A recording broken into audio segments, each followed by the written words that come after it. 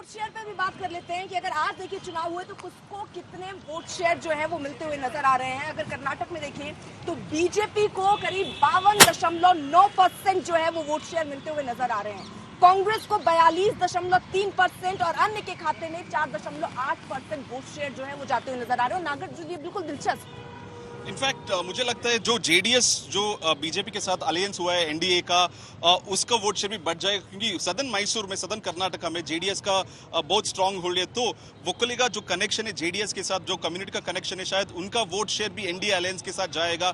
तो कुमार स्वामी जो है बड़ा नेता है जेडीएस का, उनका चेहरा में भी एनडीए का वोट शेयर बढ़ने वाला का पूरा ताकत दिखा रहे। वही डेटा हमारे पास भी है। और कांग्रेस भी काफी बार जो बोल रहे हैं, जो कोस्टल कर्नाटका, हैदराबाद कर्नाटका, मुंबई कर्नाटका में भी इस बार काफी नंबर इंप्रूव हो सकते हैं। लास्ट टाइम सिर्फ एक ही सीट था तो वोट शेयर भी कम था। इस बार थोड़ा इंप्रूव हुआ है, शायद लग रहा है वोट शेयर देखे, बट सीट कन्वर्शन किया है वो बहुत ही महत्वपूर्ण होगा। जैसे आप कह रहे हैं बिटवीन कांग्रेस और बीजेपी वहाँ 10% का डिफरेंस है। आप जानते हो किसी चुनाव में अगर 2, 2.5 या 3% का डिफरेंस होने से काफी फर्क पड़ जाता है। यहाँ तो आपके आंकड़े के हिसाब से मैं कह रहा हूँ 10% डिफरेंस है। दूसरी चीज, पिछली बार चुनाव में हम जेडीएस के साथ अपना गठबंधन नहीं था, फिर भी हमने 25+1 सीट जीता था। तो मैं कह रहा हूँ कर्नाटक में 28 में 28 जीत लेंगे हम। ठीक है सर, देखिए अर्पिता जी, ये आंकड़े बहुत कुछ कहते हैं। आपको ये समझना चाहिए कि 2023 के इलेक्शन में जो पिटाई बीजेपी की हुई है, मैं कहूँगा धुलाई हो गई थी उन लोगों की।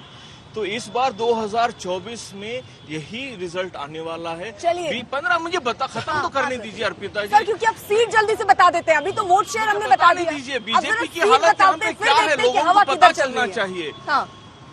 कर्नाटक के पेट पे लात मारकर प्रधानमंत्री मोदी और निर्मला सीतारामन ने आधे देश को लाभार्थी बना दिया है। मैं उत्तर प्रदेश के लोगों को ये कहना चाहूंगा, आप लोगों को लाभार्थी बना दिया है बीजेपी के लोगों ने। अब सीट की बात कर लेते हैं, यानी आज की डेट में अगर चुनाव होते हैं तो देश का मिजाज यानी मूड क्या कहता है देश का, वोट शेयर के हिसाब से हमने आपको बताया। लेकिन अगर सीट के हिसाब से देखें तो बीजेपी, जिसको पिछली बार 25 सीटें मिली थी, इस बार जो आंकड़ा कह रहा है पोल का, वो कह रहा है 24, यानी ज्यादा लॉस यहाँ पर बीजेपी को नहीं है। वहीं कांग्रेस जो पिछली बार 1 सीट मिला उसे बढ़ा यहाँ पर 4 सीट जो है वो बीजेपी को मिलते हुए लोकसभा की नजर आ रही है। यानी सीधे तौर पर सर आप कह रहे हैं, देखिए किसकी धुलाई होती, किसकी सफाई होती, यहाँ पर तो आंकड़ा मतलब सरकार तो आपने बना लिया लेकिन उसका असर जो है वो नहीं दिख रहा है लोकसभा चुनाव में। यानी सीधा सा मतलब यहाँ ठीक है, सिद्धारमैया राज्य के लिए ठीक है, लेकिन केंद्र के लिए तो मोदी ही चेहरा है। ये बात यही तो गलत है।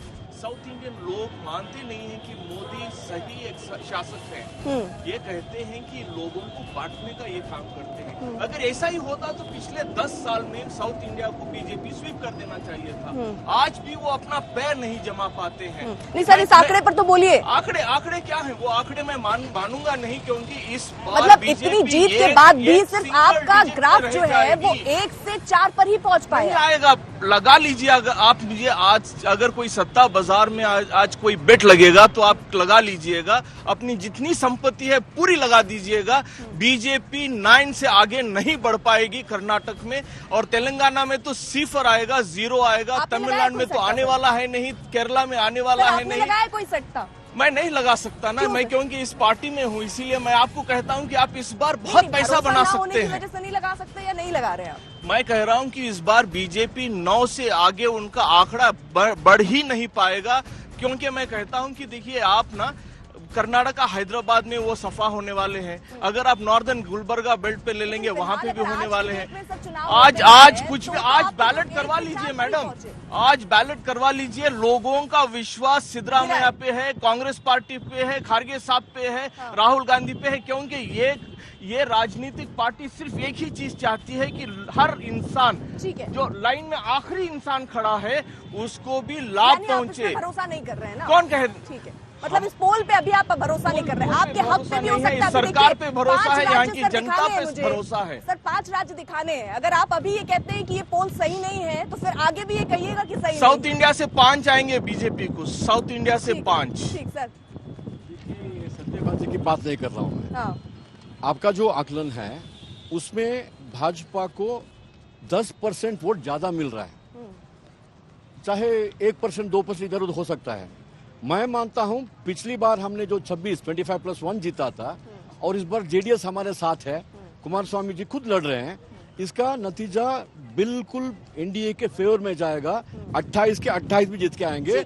चुनाव के बाद यही डिस्कस करने के लिए आऊंगा मैं। ठीक है, प्रधानमंत्री ने क्या कहा, क्योंकि साउथ में अगर हम देखें 2014 से प्रधानमंत्री तकरीबन 75 रैलियां यहां पर कर चुके, 75 बार यहां पर आ चुके हैं और हर बार हर तरीके से संदेश ये देने की कोशिश करते हैं, चाहे वो सिंगौल से देख लीजिए, राम मंदिर में जो मूर्तिकार है वहां से ले लीजिए, ये सारे मैसेजिंग यही है कि कनेक्ट बनाना है साउथ से। क्या कहा था प्रधानमंत्री ने, सुनिए जरा। देश को तोड़ने के नैरेटिव घटना का नया शौक उनको पैदा हुआ। इतना तोड़ा कम नहीं है, अब उत्तर दक्षिण को तोड़ने के लिए बयान दिए जा रहे हैं।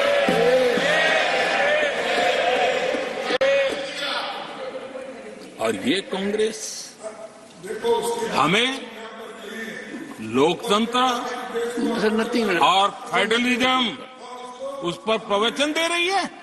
हिंदुस्तान के किसी भी कोने में दर्द हो तो पीड़ा सबको होनी चाहिए। अगर देश का एक कोना, अगर शरीर का एक अंग अगर काम नहीं करता है तो पूरा शरीर अपंग माना जाता है। शरीर जिस प्रकार से अगर देश का भी कोई कोना, देश का कोई क्षेत्र विकास से वंचित रह जाएगा तो देश विकसित नहीं हो सकता है। और इसलिए हमें भारत को एक अंगांगी भाव से देखना होना चाहिए, उसको टुकड़ों में नहीं देखना चाहिए।